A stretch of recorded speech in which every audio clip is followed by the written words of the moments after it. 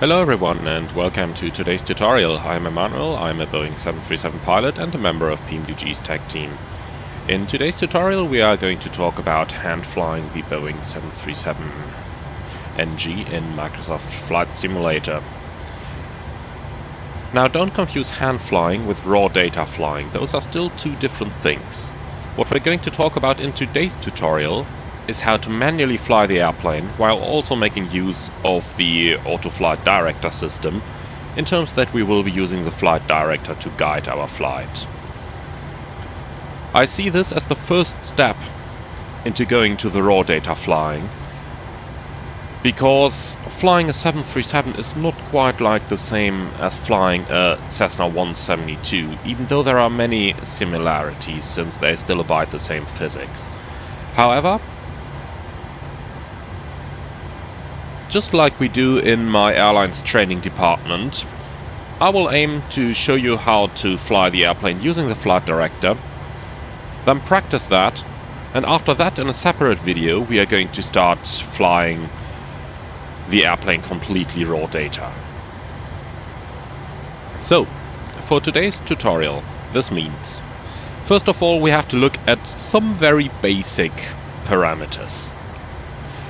You've probably already seen what I am showing on screen here, and that is pitch plus power equals performance. It is that simple for all aircraft, regardless whether you're flying a microlight or whether you're flying an Airbus A380. I have put down the takeoff profile of the 737 NG over here, and I will show you this in the simulator quite a bit later on. So let's just talk about some basics. After takeoff, we are going to rotate the airplane to an initial attitude of 15 degrees, and then we're going to follow the flight director, which in toga mode is going to give us perfect guidance how to steer the airplane. When we accelerate from the initial speed of V2 to V2 plus 20, we're going to use about 7.5 degrees of pitch attitude, but be aware that the flight director is going to adapt to the exact situation. So the flight director might even give you a little bit better guidance. Once we've achieved our flap retraction and the up speed, we're going to climb at about 12.5 degrees. Now this can be a little bit more or a little bit less depending on which variant of the 737 you're flying in. So if you're flying the 700 it might be a little bit more, in the 800 it might be about that, in the 900 it might be a little bit less. Once we have reached the speed where, the altitude where we are going to accelerate to 250 knots, we're going to do that at about 6 degrees of pitch, and maintaining 250 knots at climb power takes about 10 degrees of pitch. So these are the ballpark figures that we want to base our flying on. The flight director is going to give us a little bit more precise guidance, but you will notice how the flight director is going roughly for these values as well. Once we come to the raw data flying, we want to use these exact numbers. Alright, of course all these numbers are based on a correctly calculated takeoff performance, so if you are flying an empty airplane using maximum thrust, then you will need a lot higher pitch. If you have not done any takeoff performance calculations and have just derated the airplane to the maximum, then you'll probably need a lot less. Once again, I can very much recommend Virtual Performance Tool, which is giving you a very accurate takeoff calculation, and with that also a very accurate takeoff thrust setting. Now let's head over into the simulator and start flying this. So here we are on runway 03 left at Gran Canaria Airport. The aircraft is already fully prepared for our takeoff, and therefore we're going to use the manual bug-up method, so we will not use VNAV, so that I can show you a little bit better the different pitch attitudes. Alright, our initial climb is an altitude of 5,000 feet. We are fully set up to go. Let's release the park and brake, start our timing, and then here we go.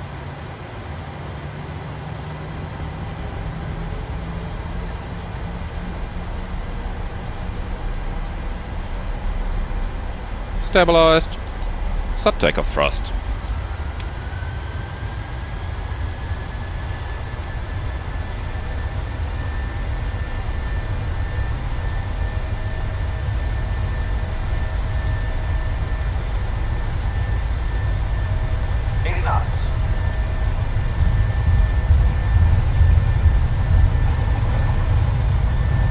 For the initial rotation, be sure to pull just very gently until the nose starts coming off the ground, and then keep it at a very slight rate of about 2 to 3 degrees a second only. Positive rate of climb.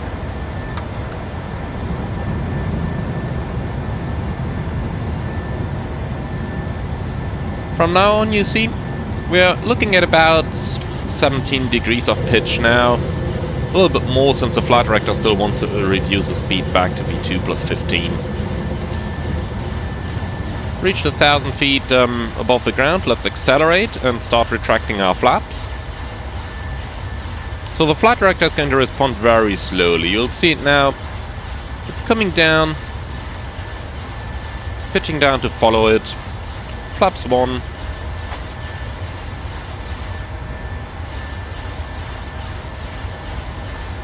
You see, roughly the flight director is bringing us into the numbers that we've just talked about earlier on. And flaps up.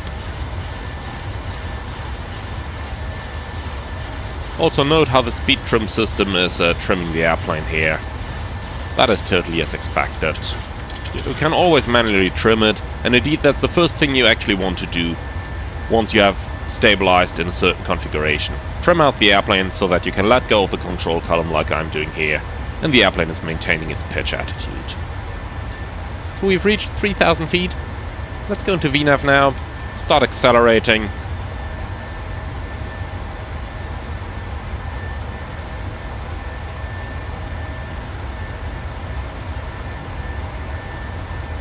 You see, the flight director is usually taking a little bit longer to come down here, and that's exactly why I've shown you those figures earlier on. Because when you are flying using the flight director, it's always a good thing to know what it's aiming for, and if it takes too long to react, then you can always just set those numbers first, and then the flight director is going to follow suit eventually. Now we're reaching our level of altitude.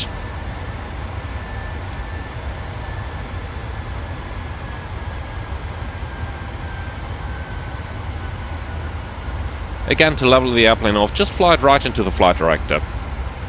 And that's basically all you need to do.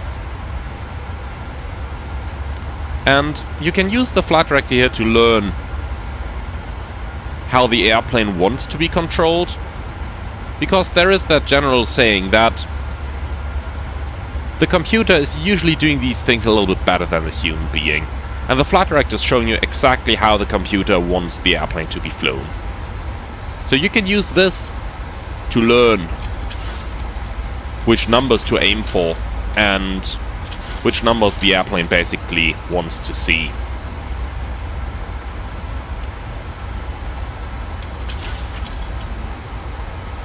The next thing we need to talk about here is the philosophy. When you're hand flying, there are two ways to control the thrust, either automatically or manually. And I can tell you now how we do it in my airline. However, there will be other pilots from other parts of the world telling you how it's done in their airline, and that might be quite different.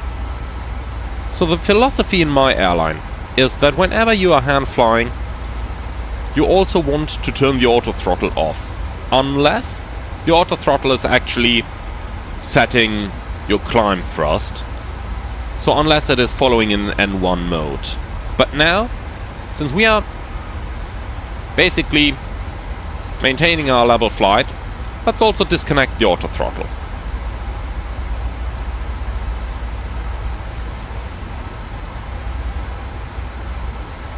And here we are in a perfect level flight.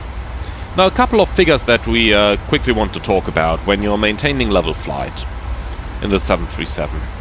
At 250 knots you're looking for roughly 2.5 degrees of pitch, and the thrust is just above 60%, like you can see at the moment. Let me zoom in for you to show you that a little bit clearer in case you're watching on a smaller device. So now you can see thrust roughly above 60%.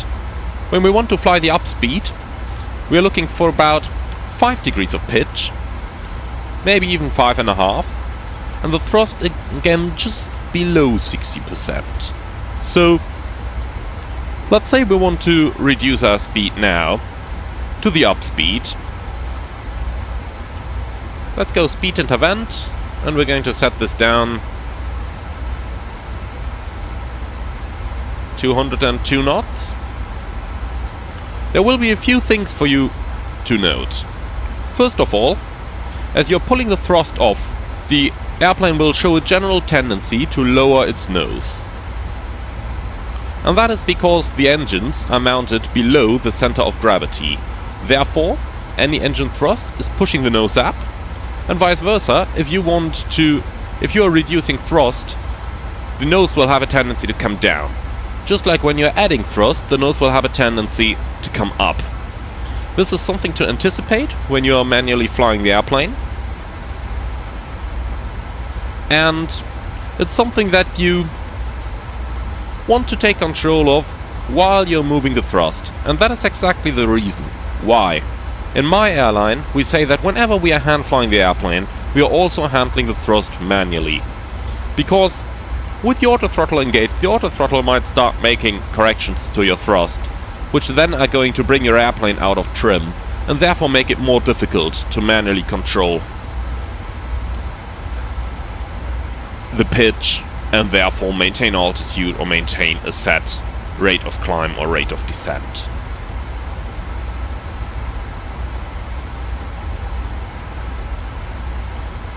So, I'm going to give you this demonstration now. Let's start slowing the airplane down. So the final numbers we're looking for are about 5 degrees of pitch and then just below 60% of thrust. Pulling the thrust off, you can see how I'm just pulling my control column back very slightly here. And now, of course, as the airspeed is dropping, we'll continuously adjust the trim so that our airplane basically remains in trim. You're using the elevator to point the nose where you want it to be, and then you're using the trim to fix it there while releasing the pressure on the control column. And this is an exercise that you want to go over again and again until you are well able to control the airplane's pitch attitude and flight path. Again, you can use the flight director to see exactly where to point the nose at which point in time. And as we're approaching the target speed, set the thrust to 60% and then see how the speed is behaving. Of course, all the pitch power figures that we've talked about previously are basically ballpark numbers. And in real life, just as well as in the simulator, you will constantly have to make small adjustments to find the exact numbers that are suitable for your conditions of flight. But when you start setting your speed, or rather when you start arresting the speed, the acceleration or the deceleration, 60% of N1 is always a good figure to start off with. Now you can see at 50% the airplane is slightly accelerating, so let's see the thrust. We'll put it at about 58%, see where this is going. And of course we want to trim the airplane out so that it's actually maintaining its pitch.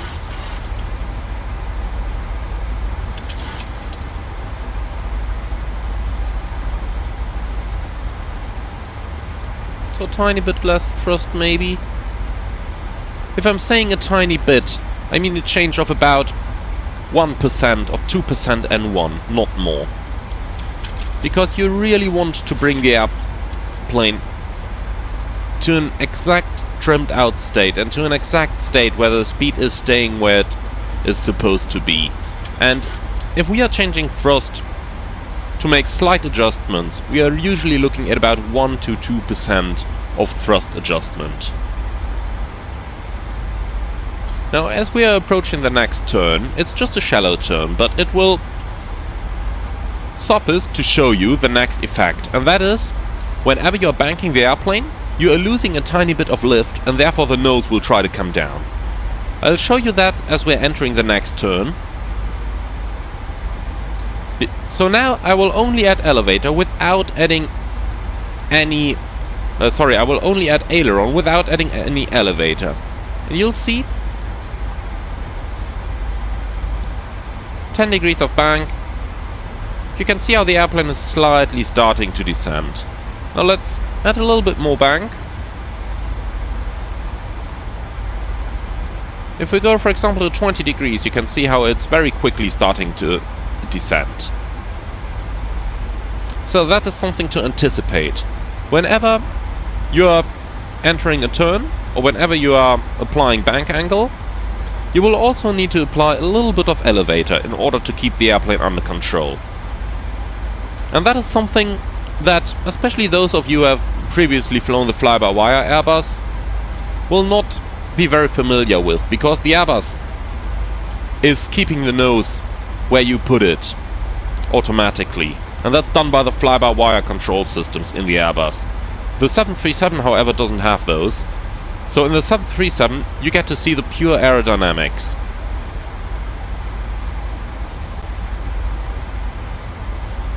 And how those work. So let's get over into the next exercise now. We have the speed roughly at the upspeed now. Let's see what happens if we accelerate to 300 knots.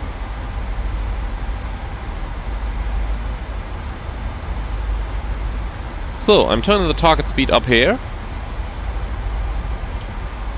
I will also put the airplane into heading select for now, as we don't want all those disturbing turns. So, here we are. Heading select. So, when we accelerate the airplane, we need to anticipate that first of all, as we increase thrust, we'll need to apply nose down elevator to compensate for the pitch thrust couple, which is the effect of the engines hanging below the center of gravity of the airplane. And then as the speed increases, our lift increases, and therefore we will have to pitch slightly down until we end up just above the horizon at 300 knots. So let's start doing this. I'll go up all the way to 88% of thrust here, which is the green bug. You can see how the nose is very quickly starting to come up. We will have to compensate this. While we're doing it, apply some trim so that you can relax your control column again.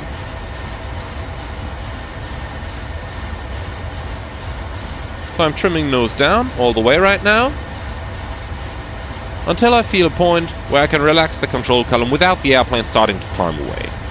And as we approach our target speed, we're slightly faster, so let's start with 70% of thrust here.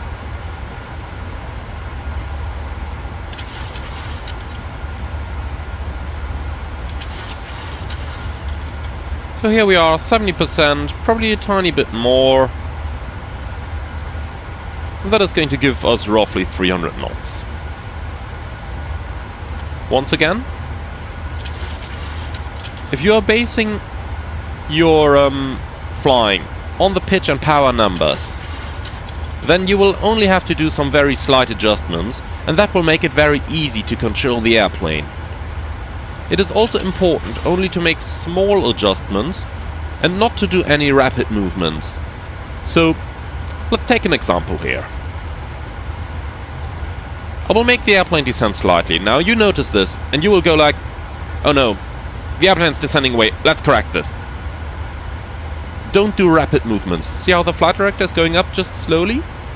If you do this, like I see many flight simmers do on YouTube videos, then you are bound to lose control of the airplane, and you will not be able to fly it accurately.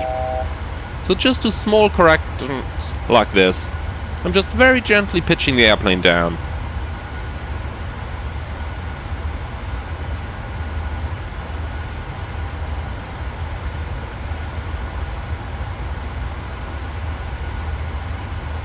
Don't descend too quickly. Again, remember from my tutorial videos the 3-2-1 rule. We also want to abide it when we are manually flying the airplane. So approach your target altitude at about 1,000 feet a minute, and then when you are about 100 feet above the target altitude, just slightly increase your pitch in order to arrest the rate of descent. Now here we are in 5,000 feet again. And remember, the flight director is giving you very good guidance to learn how to get the feeling for the airplane and how the airplane wants to be controlled. Now let's reverse our previous exercise. We are going to slow the airplane down again to our up speed. So that was 202 knots. Now notice as I'm pulling off the thrust, the nose is going right down again. So we need to pull on our elevator in order to compensate for that effect. I can't overemphasize how important it is to anticipate this effect, especially with large thrust changes.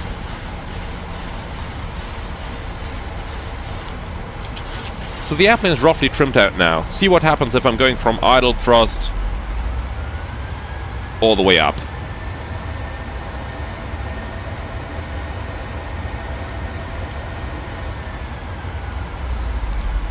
Therefore, to recap, we only want to do small changes in pitch attitude as well as in thrust, because those small changes make the airplane a lot easier to control. Don't do large changes unless you are imminently crashing into terrain. And even then, don't do too large changes, but rather do a steady control input.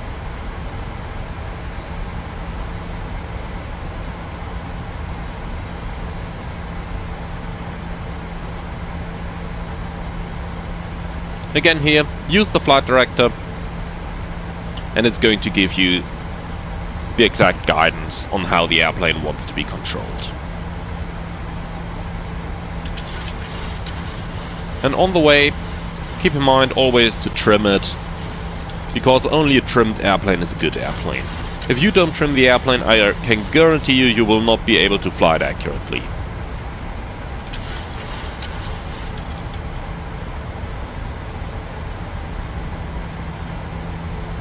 Remember, use the elevator to point the nose where you want it, use the trim to fix it there.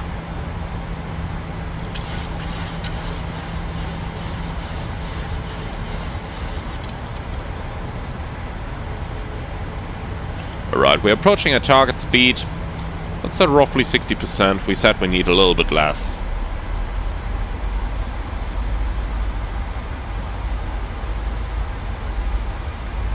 And here we are.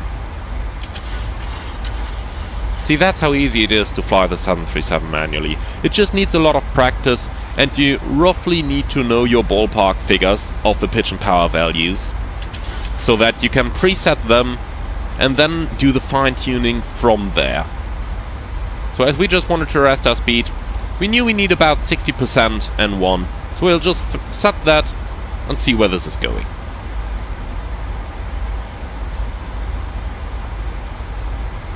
Alright, let's now start heading back to where we came from, to Gran Canaria, and I'm going to show you how to manually fly the ILS approach. I have already pre-programmed it in the flight management computer. We'll take the center fix, put that on top, execute, LNAV,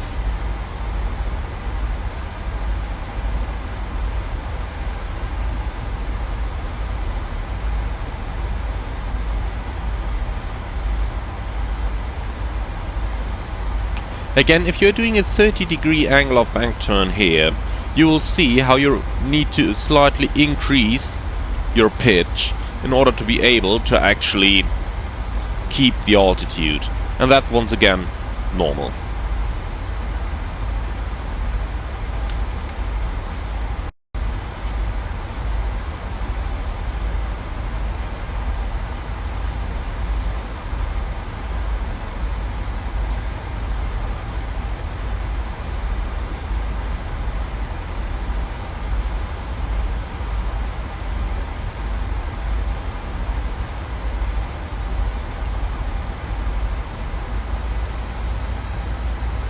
Now you saw the speed was just slightly deteriorating here.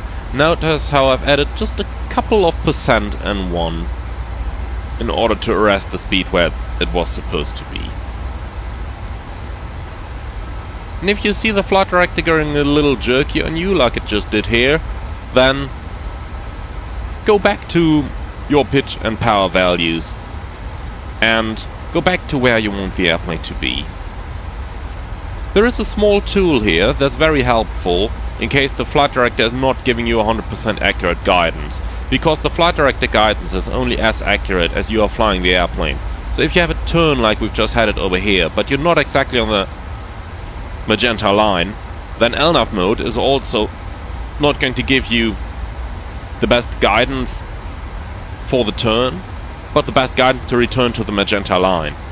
So if we just wanted to fly direct to the center fix for runway 03 left here, then it might be a good idea to do a little bit of steering manually and to overrule the flight director slightly.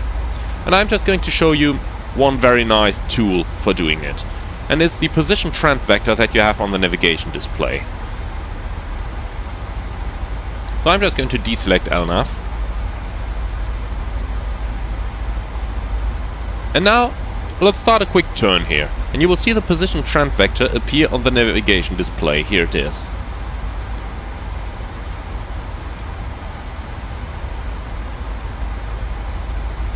And if we zoom out a little bit, you'll see it getting a little more detailed, until it eventually reaches 3 of those small lines. And every line is telling you where the airplane is going to be in 30 seconds. So the first one is 30 seconds, the second shows you where it's going to be in 1 minute, and the third where it's going to be in 1.5 minutes. And let's say you are now trying to come back to the route.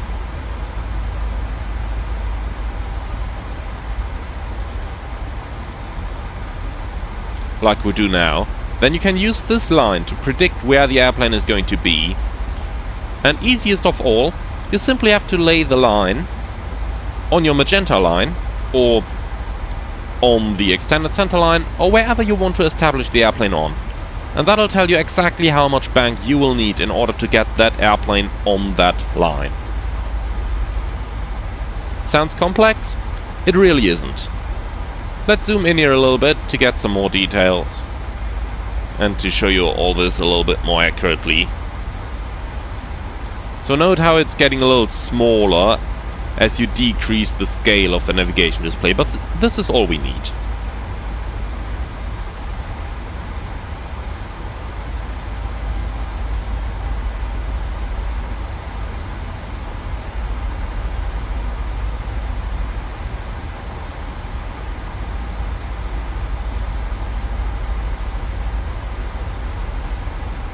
So now we're approaching the center line.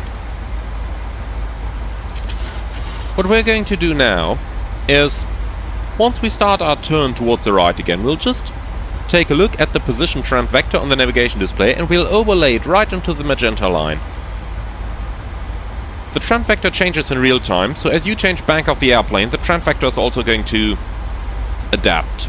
So, see, we're going 10 degrees.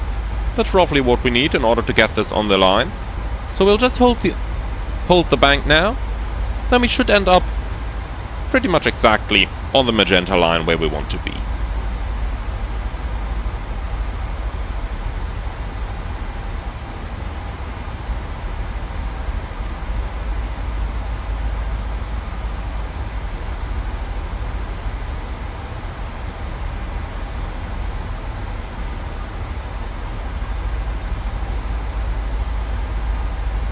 See how easy that is?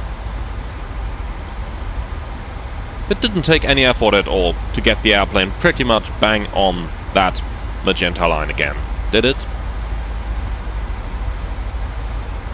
Alright, we're now planning on our ILS approach for runway 03 left, so number 1 I will put LNAV back on, and I'll select the ILS frequencies active. I will also quickly update our VNAV page with our present airspeed, so we are aiming for 202 knots because that is going to update the VNAV descent profile. And here we are.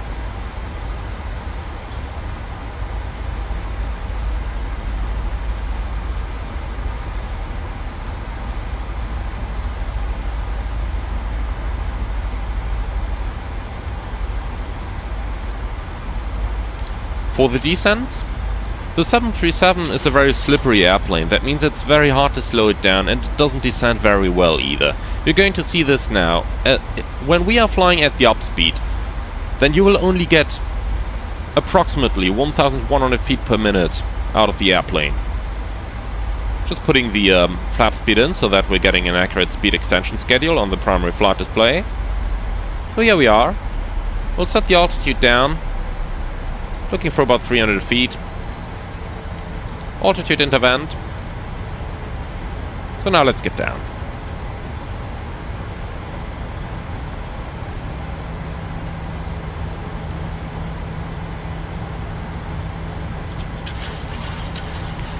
Note that again, as we are in VNAV speed mode, the airplane, the flight director is commanding a pitch attitude to match our selected airspeed over here.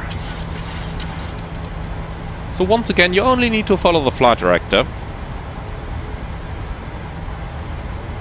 and it is going to give you pretty much perfect guidance. We're approaching the center line now, on the approach mode, and Warlock has already captured. So once again, we are simply going to follow the flight director.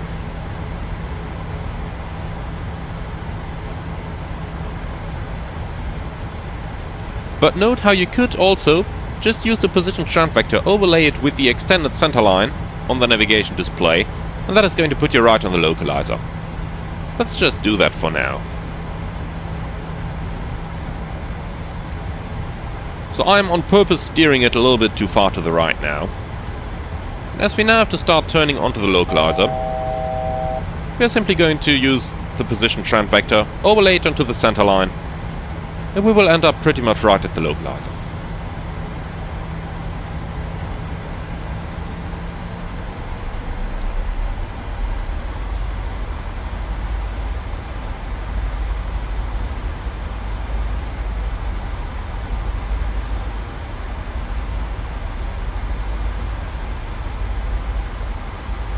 Now you can see the flight director is sensing that we are doing the right thing, so it's also coming back to us now. And now that we are back on the flight director, we actually got good guidance from it available, so we can start to reuse the flight director.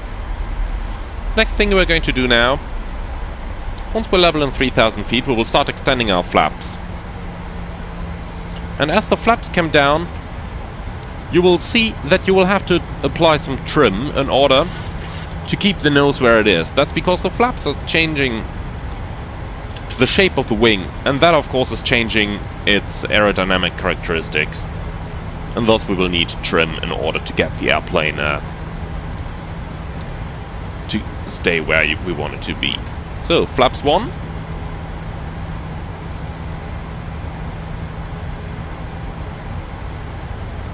Set the speed down to the 1 bar.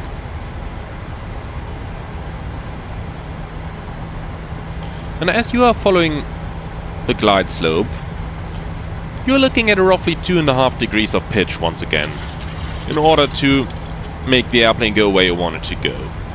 Let's go flaps 5.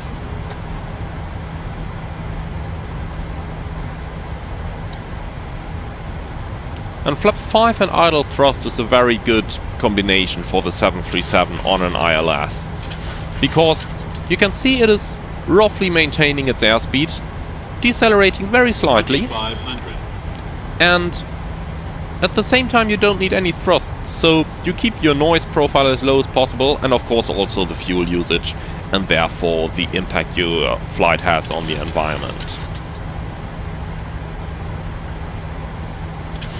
Now in flaps 5, you see I need a little bit less pitch than in flaps 1, but the flight director is once again giving us very good guidance in order to stay on the glide slope over here.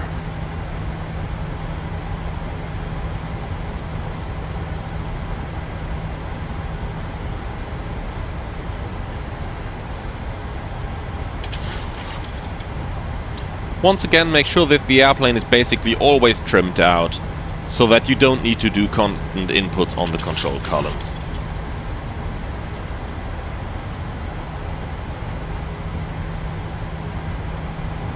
As we're approaching 4 miles from the runway, we'll lower the landing gear, set the flaps to 15. But note how that is giving us, again, some requirement to retrim the airplane. So anticipate those trim requirements, especially on the ILS approach.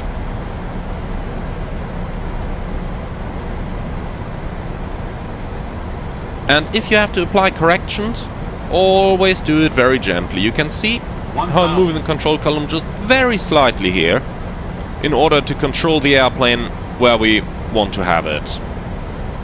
Don't do any large inputs.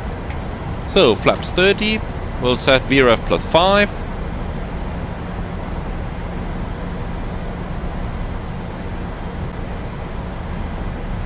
Again, very gentle inputs. And the thrust you will need on final approach is approximately your gross weight minus 4 if you are flying with flaps 30. If you're flying flap 40, you will need roughly the gross weight exactly in N1. So here we are. Thrust. We have about 50% right now. That's still increasing our airspeed a bit. And as we are approaching the ground, I'm also now going to shift my attention to the outside in order to land the airplane. But you can see if you're just following the flight director, it's pretty easy to keep the airplane exactly on the ILS and to keep it going where you want it to go. And look how low we are now. Well, we are still maintaining the... Flight slope.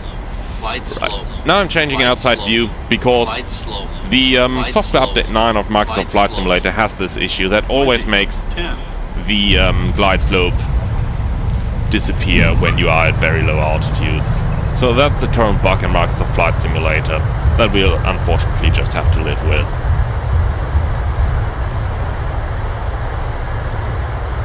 The one last thing, I'm saying so much that you are supposed to follow the flight director, but you've just seen something happening here in my landing.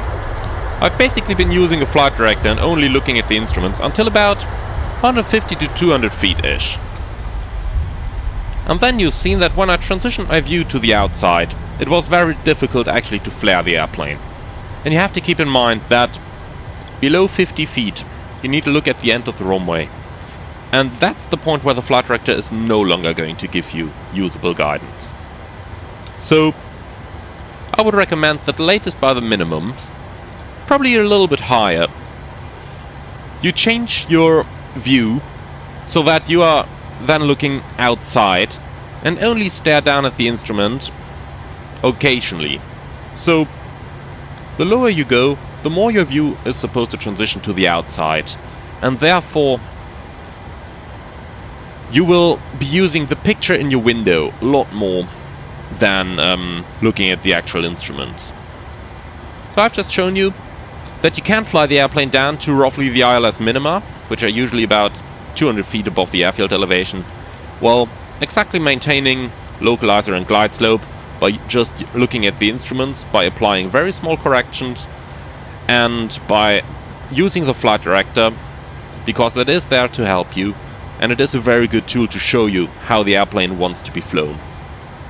But don't miss the point where you have to transition to the outside in order to do that manual landing. So this is going to be it for today's video. Thank you very much for watching, and I will create another video where I'm going to show you how to fly the airplane completely on raw data without the flight director. Well, that's for another video, so thank you very much, and I will be back.